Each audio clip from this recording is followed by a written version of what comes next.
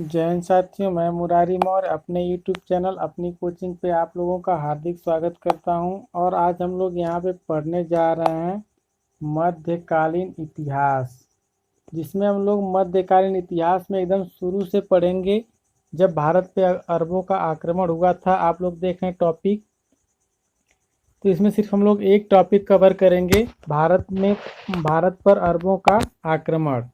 तो चलिए ये पढ़ना शुरू करते हैं। और उससे पहले मैं आप लोगों से एक छोटी सी रिक्वेस्ट करता हूं कि अगर आप हमारे चैनल पे पहली बार विजिट कर रहे हैं तो चैनल को सब्सक्राइब करके बेल आइकन को ऑन कर लें, जिससे कि हमारे नए वीडियो की नोटिफिकेशन आप लोगों तक पहुंचती रहे। तो चलिए आइए पढ़ना स्टार्ट करते हैं। मध्यकालीन भारत में भारत पर अरबों का आक्रमण। तो देखिए, मोहम्मद बिन कासिम से शुरू करते हैं। मोहम्मद बिन कासिम के नेतृत्व में अरबों ने भारत पर पहला सफल आक्रमण किया था। तो किसके नेतृत्व में किया था? मोहम्मद बिन कासिम के नेतृत्व में किया था। फिर पढ़ लेते हैं कि अरबों ने सिंध पर 712 ईस्वी में विजय पाई थी। कब पाई थी? 712 ईस्वी में। सभी प्रश्न परीक्षा की दृष्टि से बहुत इंपॉर्टेंट हैं। अगर आपको अच्छा लगे तो हमारे चैनल को सब्सक्राइब करें। अरब आक्रमण के समय सिंध पर दाहिर का शासन था। तो अरबों के आक्रमण के समय सिंध पर किसका शासन था? दाहिर का शासन था। चलिए नेक्स्ट देख लेते हैं। भारत पर अरब वासियों के आक्रमण का मुख्य कारण धन लूटना तथा इस्लाम धर्म का प्रचार प्रसार करना था। तो भारत पर जो अरब वासियों का आक्रमण करना था, उसका मुख्य कारण यह था कि वे क्या करेंगे? धन लूटेंगे और अपने धर्म इस्लाम धर्म का प्रचार प्रसार करेंगे। तो चलिए आइए, यहाँ से शुरू हो जाता है हम लोगों का महमूद गजनी, कि महमूद गजनी ने कितने आक्रमण और कब कब किए थे। तो जैसा कि आप देख पा रहे हैं महमूद गजनी, तो महमूद गजनी के बारे में आइए पढ़ते हैं। अल्पतगीन नामक एक तुर्क सरदार गजनी साम्राज्य का संस्थापक था।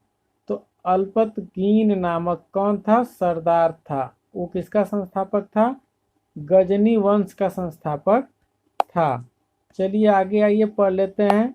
अल्पतगीन का गुलाम तथा दामाद सुबुक्तगीन था। कौन था? अल्पतगीन का गुलाम तथा दामाद सुबुक्तगीन था। चलिए आगे, महमूद गजनी सुबुक्तगीन का पुत्र था। समझ रहे हैं? यहाँ पे आप रिलेशन समझिए। महमूद गजनी क्या था? सुबुक्तगीन का पुत्र था। अल्पतगीन जो था वो गुलाम था। गुलाम और दामाद था किसका? सुबुक्तगीन का। नेक्स्ट देखिए, अपने पिता के काल में गजनी खुरासान का शासक था। और ये खुरासान का शासक कब बना था? नेक्स्ट देख लेते हैं। महमूद गजनी ने 27 वर्ष की अवस्था में 997 ईस्वी में गद्दी पर बैठा, यानी लगभग 1000 ईस्वी के करीब कह लें तो बैठा था। कब बैठा था? 997 ईस्वी में। चलिए फिर आगे पढ़ लेते हैं। बगदाद का खलीफा अल दाहिर बिल्लाह ने महमूद गजनी के पद को मान्यता प्राप्त करते हुए उसे यमीन उद दौला तथा यमीन उद मिल्लाह की उपाधि धारण की थी, या मतलब प्रदान की थी। यहाँ पे धारण लिख दिया गया है, प्रदान की थी। चलिए आगे नेक्स्ट देख लेते हैं। महमूद गजनी ने भारत पर कितने बार आक्रमण किया था? 17 बार आक्रमण किया था महमूद गजनी ने।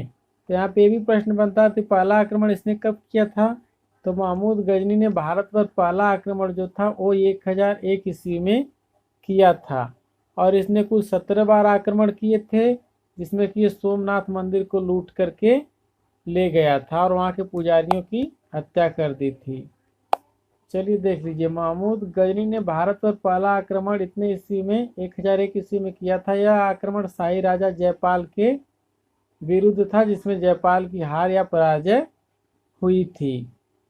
फिर देख लीजिए, महमूद गजनी का 1008 ईस्वी में नागरकोट के विरुद्ध हमले को मूर्तिवाद के विरुद्ध पहली महत्वपूर्ण जीत बताई जाती है। चलिए अगला, महमूद गजनी ने थानेसर के चक्र स्वामीन की कांस्य निर्मित आदमकद प्रतिमा को गजनी भेजकर रंगभूमि में रखवाया था। चलिए नेक्स्ट देख लेते हैं। महमूद गजनी का सबसे चर्चित आक्रमण 1025 ईस्वी में था, जो सोमनाथ मंदिर पर हुआ था। और ये सोमनाथ मंदिर से लगभग उस समय में 20 लाख दिनार की संपत्ति इसने लूटी थी। तो इसके लूट के समय जाटों ने इस पे आक्रमण किया था और इससे